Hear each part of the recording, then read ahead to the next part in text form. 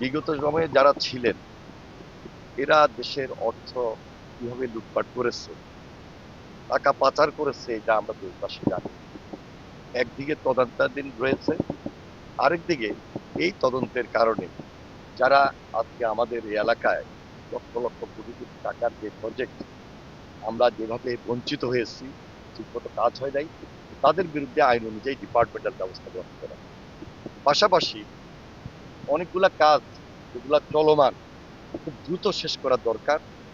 হয়তোবা একটা পার্সেন্টেজ এখানে কাজ সম্পন্ন হয়েছে, বাকি পার্সেন্টেজ কাজ শেষ করার জন্য যে সমস্ত কন্ট্রাক্টররা, ঠিকাদাররা রয়েছেন, ডিপার্টমেন্ট যারা রয়েছেন, সবার আন্তরিকতা এবং সহযোগিতার মধ্যে দিয়ে আমরা তাদেরকে এগিয়ে দিব যেন কাজগুলো সম্পূর্ণ দুর্নীতিমুক্ত রেখে এই এলাকায় যেন কাজগুলা সম্পূর্ণ হয় সেদিকে বিশেষ নজর থাকবে।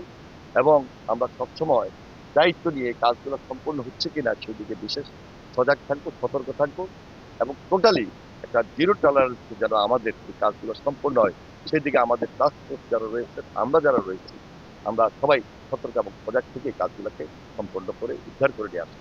আমরা এই কাজটুকু 61 থেকে 62 কিলোমিটার এটা সম্পূর্ণভাবে স্থায়ীভাবে যেন সম্পন্ন হয় সেদিকে আমাদের নজর থাকবে ইনশাল্লাহ।